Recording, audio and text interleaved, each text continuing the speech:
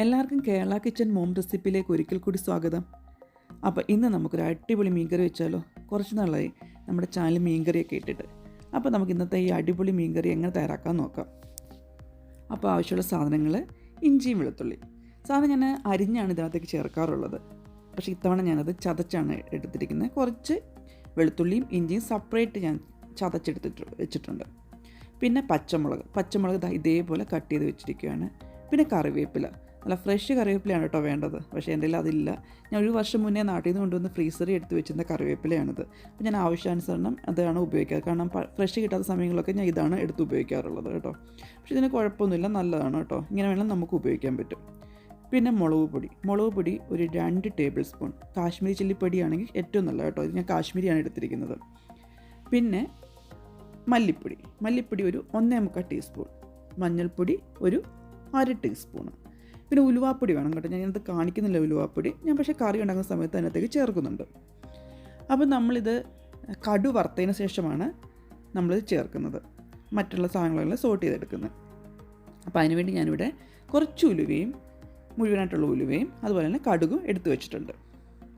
അപ്പോൾ ഇത് നമ്മളിവിടെ ഉപയോഗിച്ചിരിക്കുന്നത് കിങ് ഫിഷാണ് കേട്ടോ. കിങ് ഫിഷ് ഞാൻ ഇതേപോലെ കട്ട് ചെയ്തെടുത്ത് വെച്ചിട്ടുണ്ട്. നിങ്ങൾക്ക് ചെറിയ ചെറിയ പീസായിട്ട് കട്ട് ചെയ്യണമെങ്കിൽ അങ്ങനെയും കട്ട് ചെയ്തെടുക്കാൻ പറ്റും. ഞാനിപ്പോൾ ഇങ്ങനെ വലുതായിട്ട് തന്നെ കട്ട് ചെയ്തെടുത്താണ്. അപ്പോൾ നമുക്കൊരു മൺചട്ടി അടുപ്പത്ത് വെച്ച് ചൂടാക്കിയെടുക്കാം. അതിനകത്തേക്ക് ആവശ്യത്തിനുള്ള വെളിച്ചെണ്ണ ചേർത്തെടുക്കാം. വെളിച്ചെണ്ണയിൽ ഉണ്ടാക്കുന്നതാണ് ഒന്നുകൂടെ നല്ല ടേസ്റ്റ്. പക്ഷെ ഞാനിവിടെ വെളിച്ചെണ്ണയല്ല ഉപയോഗിച്ചിരുന്നത് കേട്ടോ, സൺഫ്ലവർ ഓയിലാണ്. ഇത് സാധാരണ നമ്മൾ ഒരു ടേബിൾ സ്പൂണൊക്കെ വെളിച്ചെണ്ണ ഒഴിച്ചാൽ മതി. അപ്പോൾ ഞാൻ ഇതിനകത്തേക്ക് 2 ടേബിൾ സ്പൂണാണ് ചേർത്തിരിക്കുന്നത്. 2 ടേബിൾ സ്പൂണ് എണ്ണയാണ് ഇതിനകത്ത് ഒഴിച്ചിട്ട്. വെളിച്ചെണ്ണ ആയാലും സൺഫ്ലവർ ഏത് ഓയിലായാലും ഇച്ചിരി കൂടുതൽ. എന്നും നമ്മൾ മീൻകറി വെക്കുമ്പോൾ എടുക്കുന്നതിനേക്കാൾ ഒരു കുറച്ചുകൂടെ ഇച്ചിരി ഓയിൽ വെച്ച് നമുക്ക് കൂട്ടിയെടുക്കാം. അപ്പോൾ 1 ടേബിൾ സ്പൂൺ ഉപയോഗിക്കുകയാണെങ്കിൽ ഒരു 2 ടേബിൾ സ്പൂണ് ഈ കറി ഉണ്ടാക്കാൻ വേണ്ടി ഉപയോഗിക്കും. കാരണം ഇതെല്ലാം നമുക്ക് നന്നായിട്ടൊന്ന് സോട്ട് ചെയ്തെടുക്കണം, ഈ എണ്ണയിലിട്ട് മൂപ്പിച്ചെടുക്കണം, എന്നാലേ ഉള്ളൂ ആ ടേസ്റ്റ് വരത്തുള്ളൂ. അതുകൊണ്ടാണ് 2 ടേബിൾ സ്പൂൺ എടുത്തിരിക്കുന്നത്.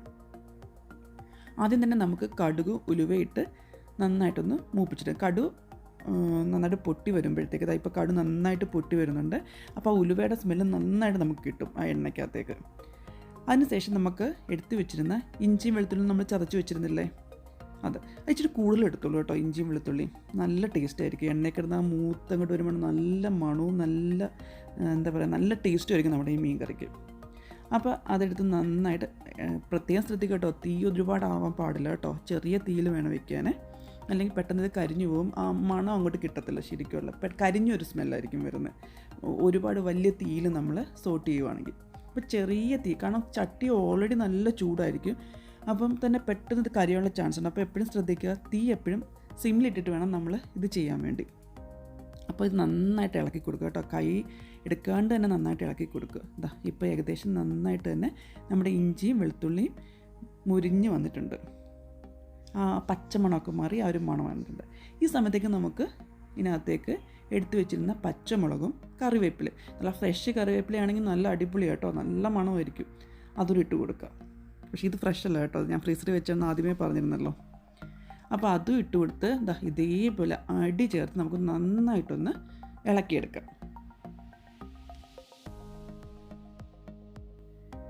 ഇപ്പം നമ്മുടെ ഇഞ്ചിയും വെളുത്തുള്ളിയും പച്ചമുളകും കറിവേപ്പിലയൊക്കെ നന്നായിട്ട് മൂത്ത് വന്നിട്ടുണ്ട്. ഇനി നമുക്ക് പൊടികൾ ചേർക്കാം. ആദ്യം തന്നെ മഞ്ഞൾപ്പൊടി എടുത്തു വെച്ചിരുന്ന മഞ്ഞൾപ്പൊടി നമുക്ക് ഇട്ട് കൊടുക്കാം. ആ മഞ്ഞൾപ്പൊടിയുടെ പച്ചമണം മാറുന്നിടം വരെ ഒന്ന് ഇളക്കി കൊടുക്കുക. ഇത് ചട്ടി നല്ല ചൂടായതുകൊണ്ട് തന്നെ നമ്മൾ കൈ എടുക്കാണ്ട് തന്നെ ഇളക്കണം കേട്ടോ, അല്ലെങ്കിൽ ചിലപ്പോൾ ഇത് പെട്ടെന്ന് കരിഞ്ഞു പോകും കേട്ടോ. ഉലുവാപ്പൊടി ഒരു 1/4 ടീസ്പൂൺ ഉലുവാപ്പൊടി, കാരണം നമ്മൾ ഓൾറെഡി ഉലുവ ഇട്ട് പൊട്ടിച്ചിട്ടുണ്ടായിരുന്നു അല്ലേ, കടു വറുത്തിട്ടുണ്ടായിരുന്നു. അപ്പം അതുകൊണ്ട് തന്നെ ഒരു 1/4 ടീസ്പൂൺ ഉലുവാപ്പൊടി ചേർത്ത്.